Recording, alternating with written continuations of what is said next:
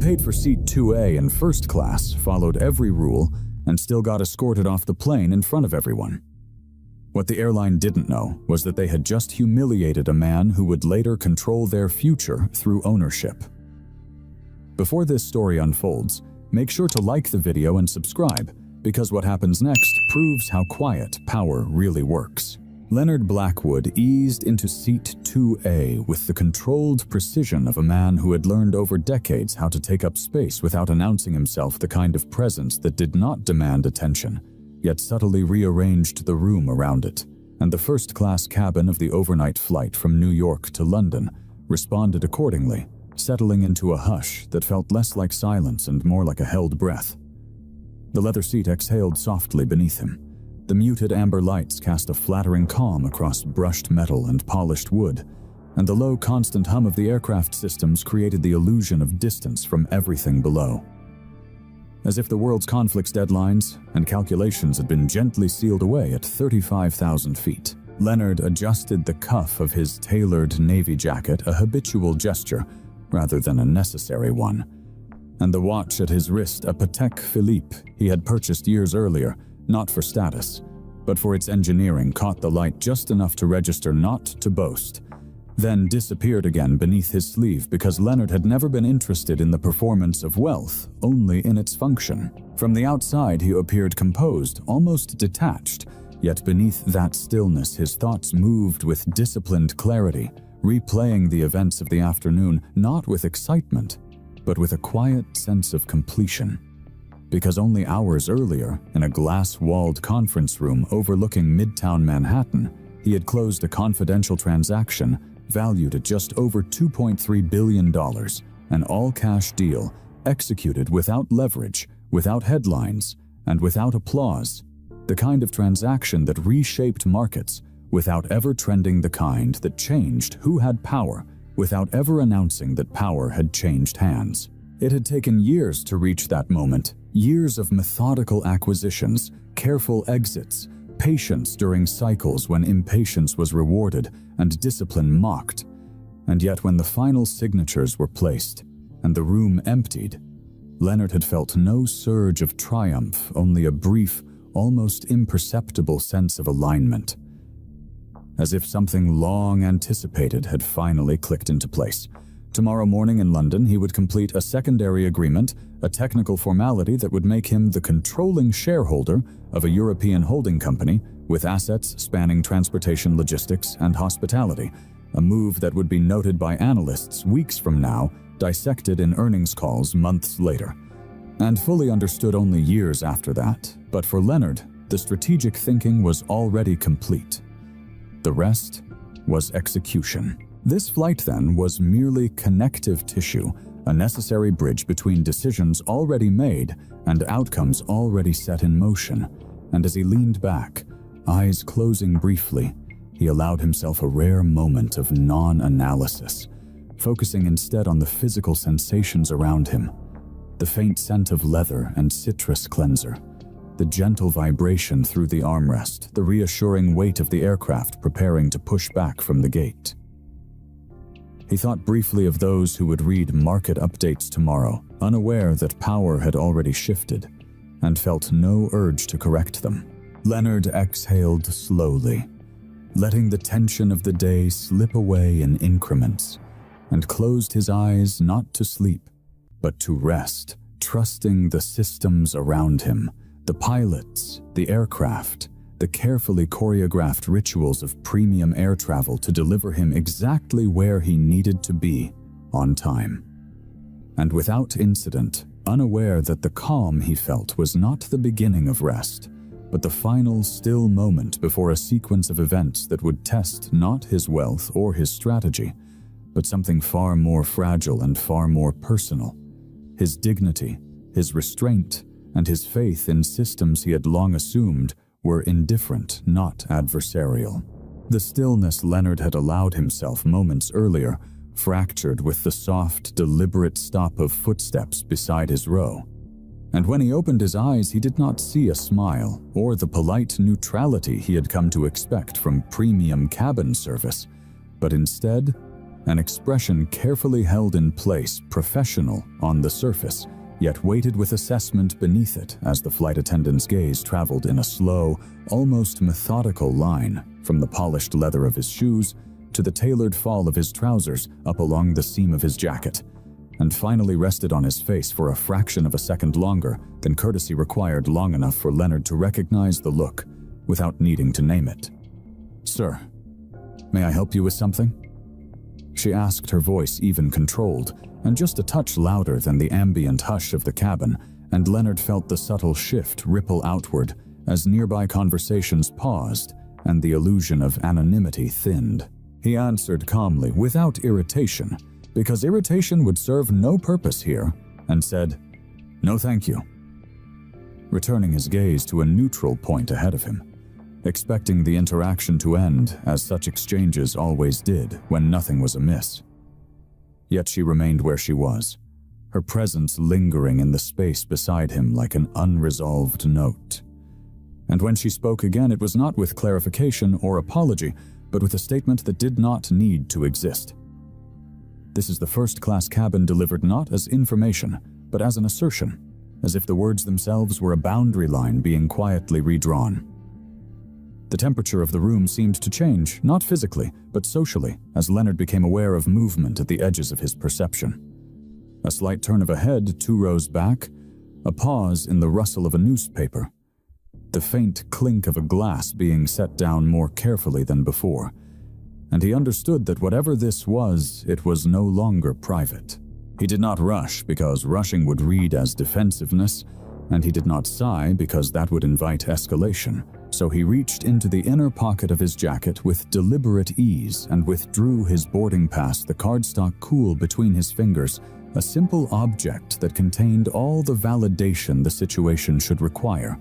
And as he extended it toward her, he noted with a distant part of his mind the irony that moments earlier he had been thinking about invisible power, about influence that moved quietly and without spectacle, while now the legitimacy of his presence was being questioned in the most visible way possible, not through accusation, but through implication. Around them the cabin held its breath, and Leonard could feel the attention settling, not hostile, but curious, the kind of curiosity that comes when an unspoken rule appears to be tested. And as the attendant accepted the boarding pass without comment, her fingers brushing the edge as though the material itself required verification, Leonard's calm remained intact. But beneath it, a familiar, unwelcome awareness surfaced, the recognition that this question framed as assistance was not about his seat at all, but about whether someone who looked like him was expected to occupy it, and the answer he knew would not be determined solely by what was printed on the card in her hand.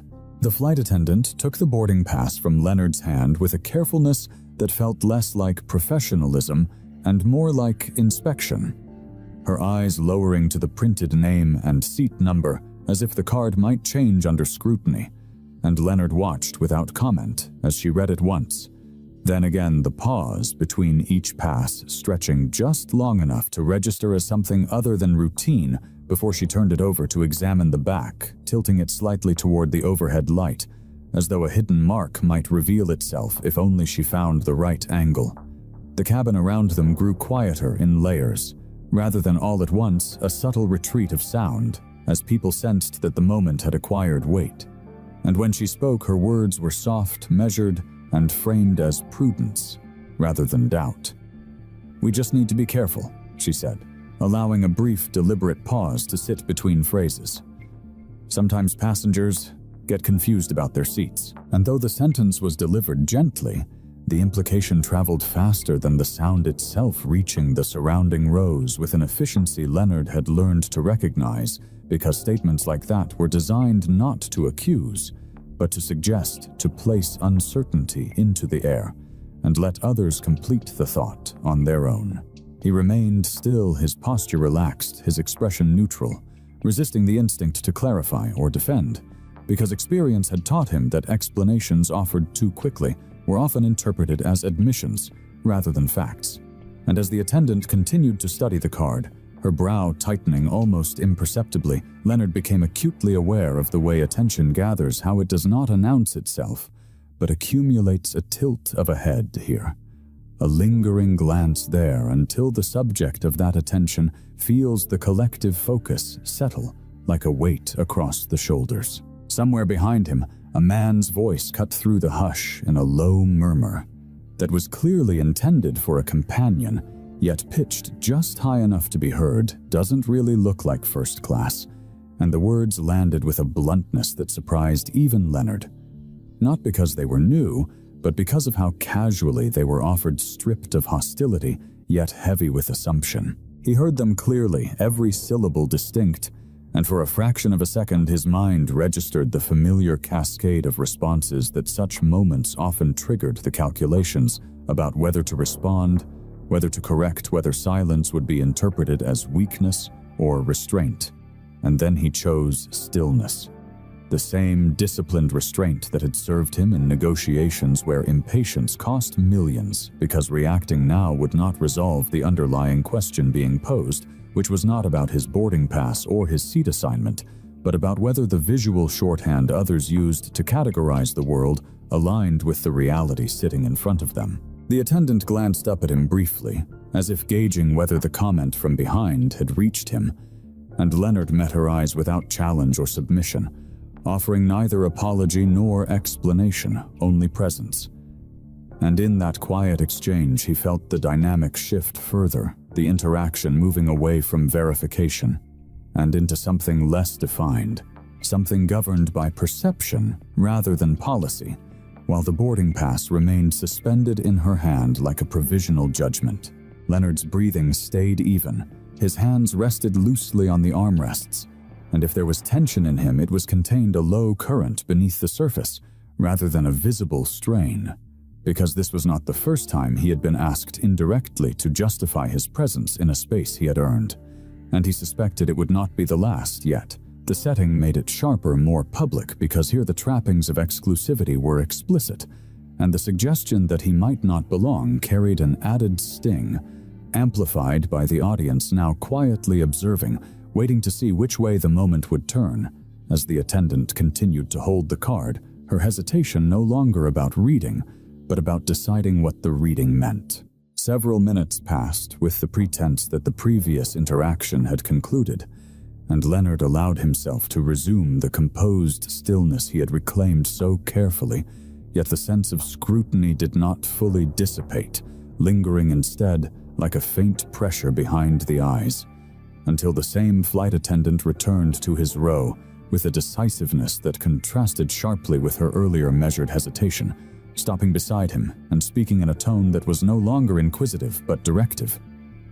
As she said, "Sir, you need to place your briefcase in the overhead bin," and Leonard's gaze followed her words downward to the slim leather case, resting neatly in the approved underseat area at his feet, fully within the designated space, and compliant with the standard safety guidance he had reviewed countless times on flights exactly like this one. He registered with a detached clarity that nothing about the placement violated policy, that the case did not protrude into the aisle, did not impede egress, and did not differ in any meaningful way from the dozens of similar bags he had seen stowed in the same manner over the years.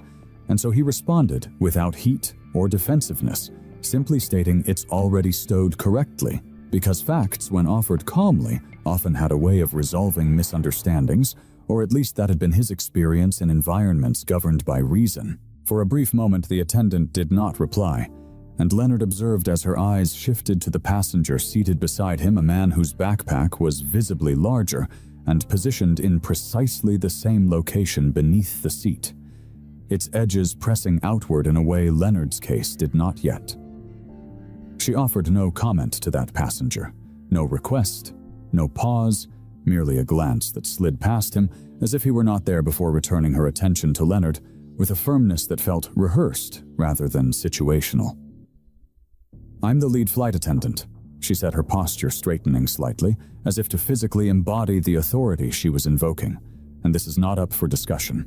And in that instant, Leonard felt the shift solidify, the interaction crossing an invisible threshold where explanation ceased to matter, and compliance became the sole acceptable outcome. He noticed how the words were structured to close the conversation rather than advance it, how they left no room for clarification or appeal, and he became acutely aware of the quiet audience, once again the subtle stillness of nearby passengers who sensed that something more than a bag was at issue, even if they could not articulate it, because moments like this carried an energy that traveled faster than context.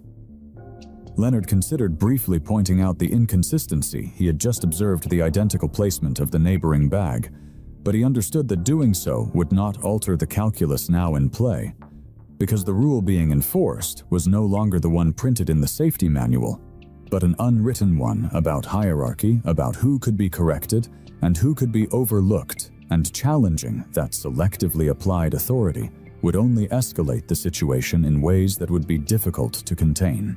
He met her gaze calmly, noting the subtle satisfaction that flickered there when her declaration went unanswered, and he recognized that this was not about ensuring safety or maintaining order, but about asserting control in a space where control was rarely questioned, particularly when exercised under the banner of procedure. Leonard felt a familiar tightening in his chest, not fear or anger, but the steady recognition of a pattern he had encountered before.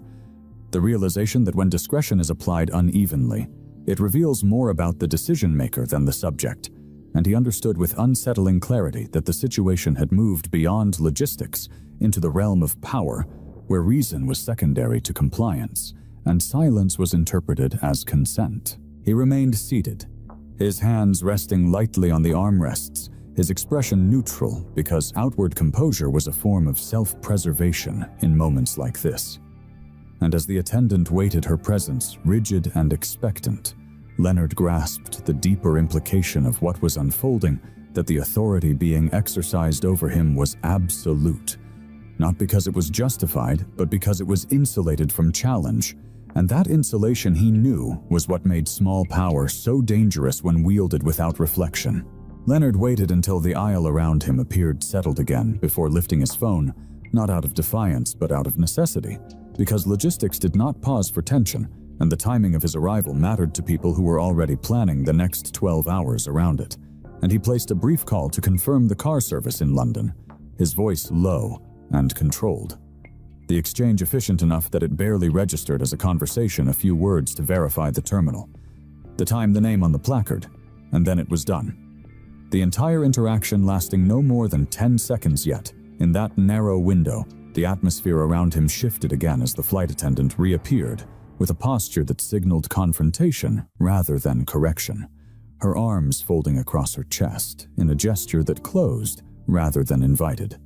And she said, "Sir, you were instructed to power down your phone," and stow it, her tone stripped of courtesy and framed as reprimand. Leonard did not argue or explain verbally, because explanation had already proven to be an unreliable currency here, and instead he raised the screen toward her, showing the device powered down. A quiet, visual confirmation that compliance had already occurred, and he said evenly, "It's off," the words chosen not to escalate, but to clarify. Yet the clarification did not land as resolution, because she did not look at the screen for more than a fleeting moment before lifting her gaze back to his face, her expression tightening, her voice cooling further as she said, "You've been causing issues since you boarded." And the phrasing struck Leonard with a force that surprised him, not because it was loud or dramatic, but because of how absolute it sounded, how it recast every prior interaction into a single narrative that positioned him not as a passenger responding to directives, but as the source of disruption itself. The word lingered heavy and imprecise, and Leonard felt it settle into his thoughts with the finality of a stamp pressed onto paper, because issues was not a specific accusation that could be addressed or corrected, but a label flexible enough to absorb any future action and retroactively justify any response. And as it echoed in his mind, he became aware of the way labels functioned in enclosed systems, how quickly they transformed perception, how easily they traveled, and how difficult they were to dislodge once applied. He noticed the glances again, quicker this time. More alert, the sideways looks of people who sensed that the situation had crossed from procedural into personal, and he understood that the space around him had subtly reclassified him, that he was no longer merely being observed, but assessed as a variable, something to be managed rather than accommodated.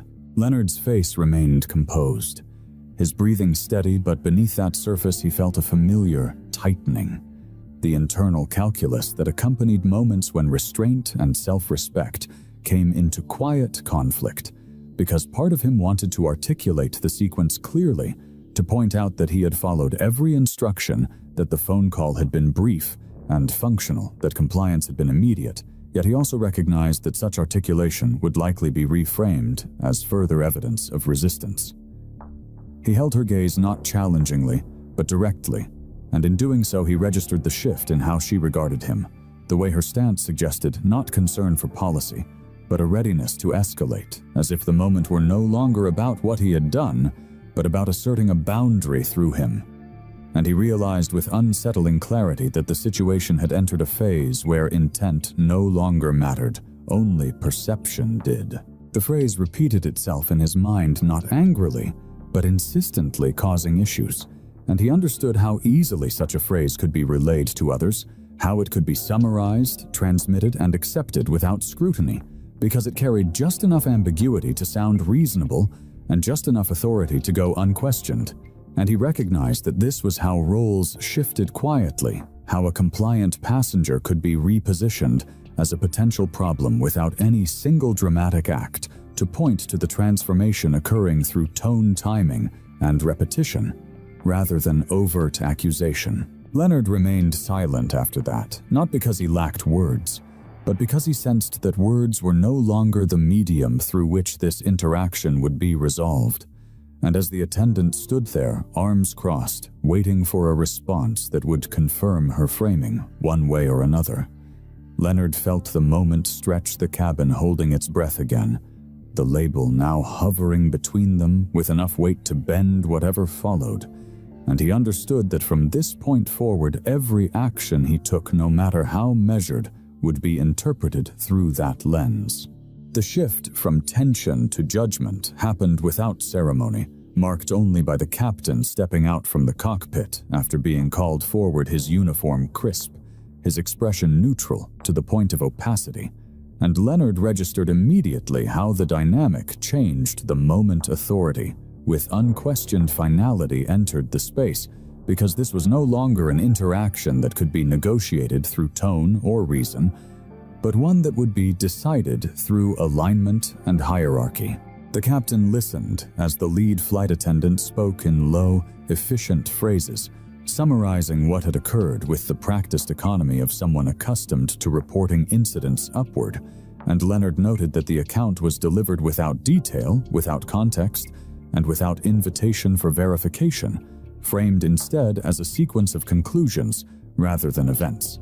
And the captain absorbed it without interruption, his eyes fixed not on Leonard, but somewhere just past him, as if the outcome had already been determined by the mere act of escalation.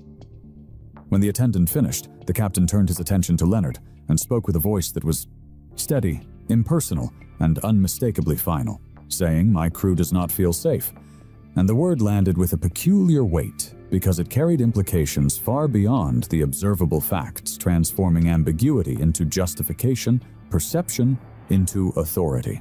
Leonard looked up at him calmly, aware that every movement was now being read for compliance or resistance, and asked in a tone stripped of emotion but anchored in clarity, "Can you tell me what I did?" The question simple, direct, and deliberately framed to invite specificity rather than conflict.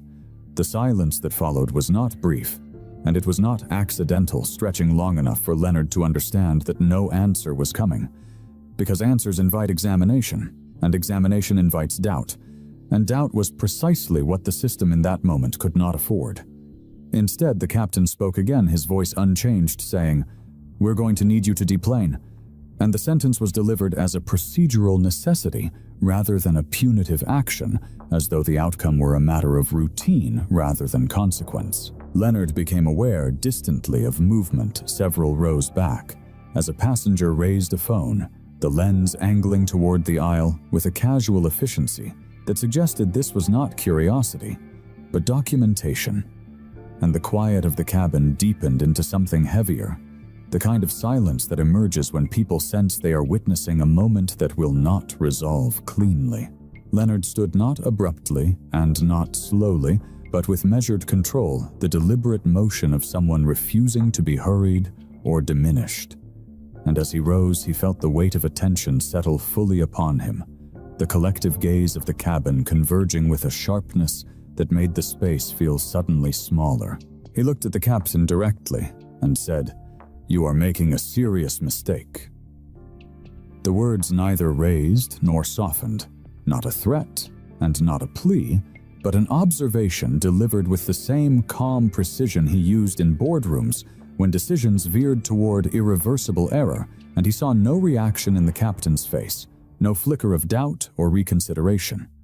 Only the closed certainty of someone operating within a system that rewarded decisiveness over reflection. Leonard noted with an odd sense of detachment how easily the narrative had solidified, how swiftly he had been repositioned from passenger to problem, from individual to risk, without a single concrete allegation being articulated.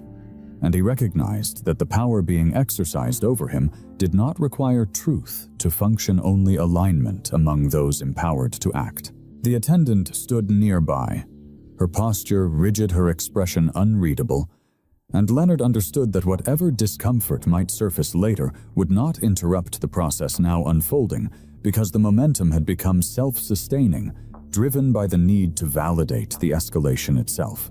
The camera phone behind him continued to record its quiet presence, amplifying the sense that this moment would exist beyond the confines of the cabin, and Leonard felt the familiar tightening in his chest return, not as panic or fear, but as the sober recognition that restraint in moments like this was both shield and burden, because any deviation from calm would be catalogued as confirmation rather than contradiction.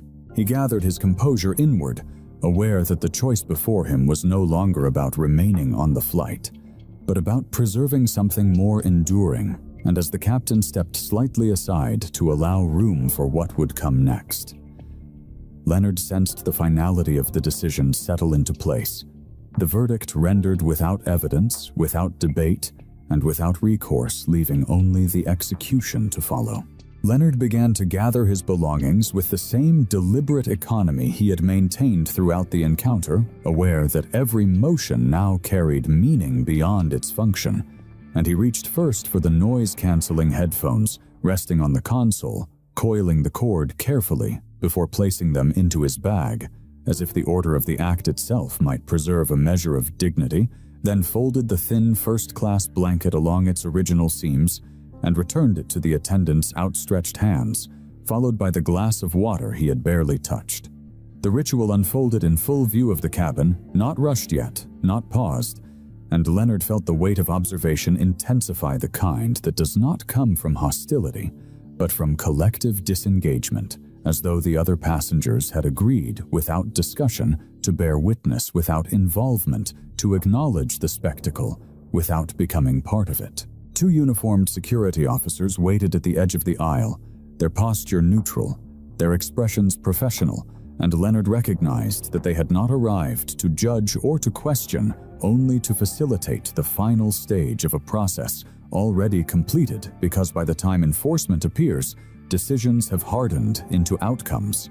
No one spoke on his behalf, not the passengers who had watched the exchange unfold, not the attendant who had framed the narrative, not the captain who had delivered the verdict. And Leonard understood that the absence of objection was not necessarily agreement, but it functioned the same way, creating a corridor of inevitability through which he now moved. He lifted his bag from beneath the seat, mindful of the irony that the same object that had been cited as a concern moments earlier was now unremarkable, and he stepped into the aisle, standing upright, his shoulders squared, refusing to allow his posture to mirror the diminishment implied by the situation. As he took the first step forward, he felt the subtle tremor of the aircraft's systems. As the cabin prepared for departure, a low vibration threading through the floor and into his shoes, a reminder that the flight was moving on. Without him, the world continuing its schedule uninterrupted by the quiet rupture taking place within it. Leonard walked between the rows with measured pace, his gaze forward neither avoiding nor seeking the eyes that followed him. And he noticed how quickly attention shifted away once his presence moved past, how easily the cabin reclaimed its previous rhythm. Now that the source of tension was being removed. Conversations resuming in fragments, hands returning to screens and armrests as if the space itself were eager to forget. At the aircraft door, the threshold between belonging and exclusion, Leonard paused only long enough for the security officers to position themselves on either side, their proximity not aggressive but unmistakable.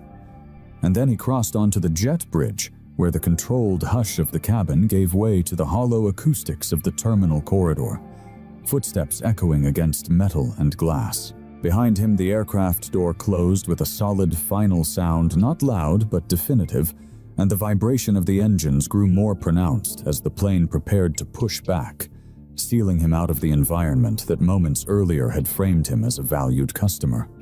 Leonard stood still for a brief moment on the jet bridge, the cool air carrying the faint scent of fuel and machinery, and he felt the isolation settle fully now, the physical separation reinforcing the social one that had preceded it, because here there was no audience, no ceremony, only the reality of removal, executed cleanly and efficiently.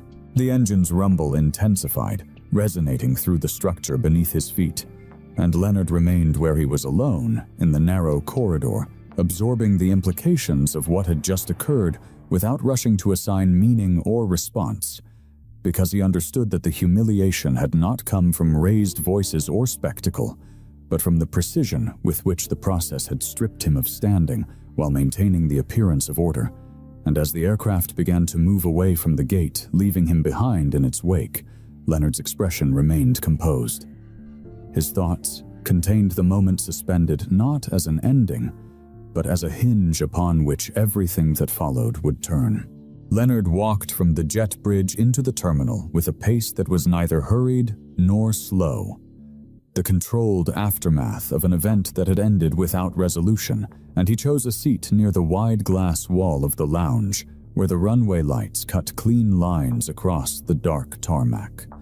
Because movement helped him think, and stillness helped him feel, and he needed both in measured doses. The low murmur of the airport resumed around him. Announcements echoing softly, footsteps passing with indifference, the ordinary life of travel continuing as if nothing of consequence had occurred. And it was in that unremarkable normalcy that his phone vibrated once, a single, precise notification that carried none of the drama of what it represented. He glanced down instinctively, expecting a routine update, and saw instead the secure message banner from the Zurich investment bank he had been working with for months, the encryption icon signaling finality rather than discussion. And when he opened it, the words appeared with clinical clarity, stating that the transaction had closed, that all regulatory confirmations had been received, that the net proceeds amounted to $2.34 billion, and that the funds were now available for deployment at his instruction. Leonard stared at the screen longer than he intended, not because he doubted its accuracy, but because the timing struck him with an almost architectural symmetry, the kind that rarely occurred by chance, and he felt the weight of the number settle in without the rush of adrenaline that might have accompanied it on another day. Because the message did not undo what had just happened, did not rewind the moment the aircraft door had closed, did not soften the memory of the looks that had followed him down the aisle. He understood immediately that money even in this magnitude was incapable of restoring the dignity that had been stripped through process rather than force, and that realization carried with it a strange clarity because it separated means from meaning, power from respect. And he sat there with the phone resting lightly in his hand, absorbing the truth that wealth could alter outcomes without altering memory. Around him, travelers laughed quietly. A child tugged at a parent's sleeve. A gate agent rearranged paperwork with practiced boredom, and Leonard felt the dissonance between the scale of what had just been confirmed on his screen and the mundanity of the world that received it without reaction, because no one here knew that capital had just consolidated in a way that would ripple outward over months and years, just as no one here had intervened when he had been quietly recast as a problem to be removed. He locked the phone and set it face down on the small table beside him, not as a gesture of dismissal, but of containment. Because he did not want the number to dominate the immediate aftermath. And as he leaned back, he became aware of how the earlier humiliation lingered, not as anger, but as a precise recollection. Each detail intact, each tone preserved, and he recognized that the message from Zurich had reframed the incident without erasing it, transforming it from an isolated slight into data, something contextualized by scale and consequence. Leonard's thoughts moved methodically, aligning events not emotionally but structurally, considering how narratives formed, how reports would be written, how internal memos would summarize what had occurred in language that sanitized impact while preserving authority. And he understood that the same systems that had enabled his removal also relied on assumptions about who could respond, and how assumptions that rarely accounted for someone with both the patience and the resources to wait. He felt no immediate urge to act, no impulse to call anyone or issue instructions, because experience had taught him that haste often wasted leverage, and instead he allowed the realization to settle fully, the understanding that while money had not protected him from the humiliation of the moment, it had irrevocably altered the trajectory of what that moment could become. Leonard looked out through the glass at the aircraft now taxiing away its lights, tracing a slow arc across the concrete. And he noted the absence of satisfaction in that sight, because the message on his phone had not delivered victory or vindication, only possibility, and possibility required patience, structure, and time. He inhaled slowly, the familiar discipline returning, and he understood that from this point forward the incident would no longer exist in isolation, not because he would pursue it impulsively, but because it now intersected with forces large enough to reframe accountability. And as the lounge lights reflected faintly off the glass, and the sounds of departure filled the air, Leonard remained seated, composed and silent, aware that the number he had just received did not change what had happened, but had ensured that what happened would not remain small. 6 months passed without spectacle, without statements, without any visible line connecting the quiet incident, on a transatlantic flight to the tremors that began to surface inside the corporate structure that owned the airline.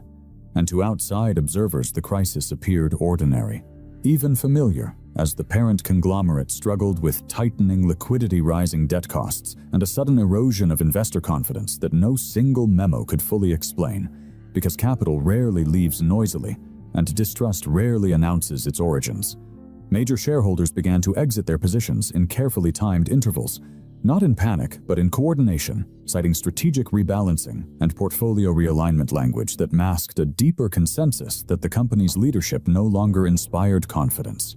And as the stock price softened and then slid, internal conversations shifted from growth to survival, from expansion to containment. It was during this period of quiet instability that Leonard's name appeared in acquisition filings, first indirectly through intermediaries and structured entities, then more clearly as regulatory thresholds were crossed and disclosure became mandatory. And when analysts finally connected the dots, the reaction was muted surprise rather than shock. Because Leonard Blackwood was not known for dramatic takeovers or public crusades, but for patience, precision, and the ability to wait until leverage matured on its own. He didn't need to buy the entire empire outright. He bought the debt, the voting blocks, and the quiet leverage that decides outcomes long before headlines catch up. Inside the airline's executive suite, the CEO received the news not through the press, but through counsel. A closed-door meeting convened with little notice and even less ceremony, where the conversation lasted exactly 11 minutes according to the assistant who scheduled it. And during that time, the word resignation was never framed as punishment, only as necessity, a mutual understanding presented as the most dignified path forward given shifting ownership priorities and the need for a new strategic direction. The CEO listened, nodded, and signed, aware that nothing he said in that room would alter the outcome, because decisions of that magnitude were rarely emotional and never personal, even when they felt precisely that. Elsewhere, the captain who had once spoken with unquestioned authority in the aisle of a first-class cabin was called into a review session framed as routine, where data was laid out without commentary charts and metrics documenting a pattern of passenger removals that exceeded fleet averages. Each incident justified individually, yet collectively forming a trend that could no longer be dismissed as coincidence, and the conversation that followed was calm, almost sympathetic, concluding with an offer of early retirement that preserved benefits while removing him from command, a choice presented as voluntary, yet clearly bounded by alternatives that offered less grace. He accepted without protest, understanding that resistance would only reframe the narrative in ways he could not control. And he left with a handshake rather than a reprimand, his authority dissolved not through confrontation, but through documentation. The lead flight attendant's outcome unfolded with similar restraint, though perhaps with greater personal cost, as an internal audit expanded beyond the initial incident to examine historical complaints, training notes, and supervisory comments that, when assembled, revealed a consistent pattern of discretionary enforcement that aligned too neatly with certain passenger profiles to be ignored. And when she was called into the Human Resources office, the meeting was structured not as an interrogation, but as a review. The language careful, the tone measured, the conclusion delivered as a decision already finalized. Her employment was terminated without raised voices or moral lectures, accompanied by standard documentation and a neutral explanation citing violations of company standards. And she left the building carrying a box that contained not just personal items, but the quiet collapse of an identity she had assumed was secure. No press releases followed these changes.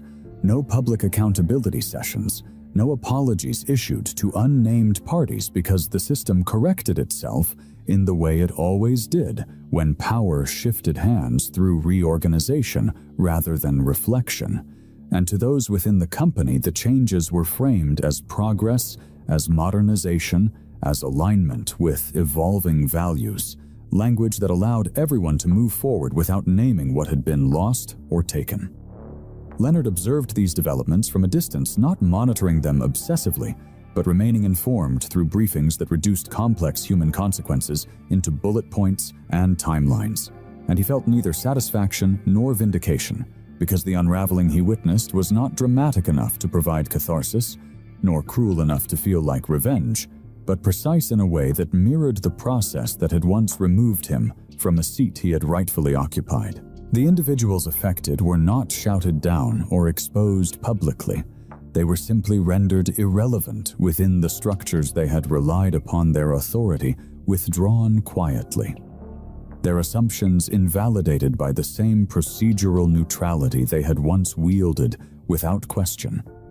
And as Leonard considered the symmetry of it, he understood that the most enduring consequences were rarely those that made headlines, but those that rewrote what people believed was guaranteed. 1 year later, Leonard Blackwood settled into Seat 2A again with the same measured composure he had carried through boardrooms and corridors of consequence. But the cabin that received him now felt different in ways too subtle to announce themselves, yet too precise to miss, as if the air itself had been recalibrated to a new understanding of who belonged without question. There was no pause beside his row, no hovering glance that lingered for reasons unspoken. No request framed as assistance that concealed doubt, only a smooth continuity of motion as a flight attendant approached, inclined her head slightly and said, "Welcome aboard, sir," with a tone that was neither deferential nor skeptical, but correct. And Leonard acknowledged it with a brief nod that contained no triumph, because triumph had never been his aim. He noticed the details not because he sought validation, but because details had always been the language through which systems revealed themselves to him. The way his boarding pass was scanned without delay. The way his bag was accepted as unremarkable. The way the aisle flowed around him rather than constricting. And he understood that none of this was accidental, that standards had been clarified not by empathy alone, but by alignment with incentives that now flowed in different directions. Leonard turned his gaze toward the window, watching the ramp crew complete their choreography with practiced efficiency. The ground vehicles tracing familiar arcs beneath the wing, and he felt no surge of satisfaction as the engines began their low, gathering hum, because satisfaction would have implied a contest he had sought to win, when in truth he had sought only to correct a distortion that had once been invisible to those empowered to enforce it. His thoughts moved back briefly to the sequence of changes he had observed from afar over the past months. The careful restructuring the memos that spoke of culture and accountability without naming their catalysts, the quiet exits framed as transitions.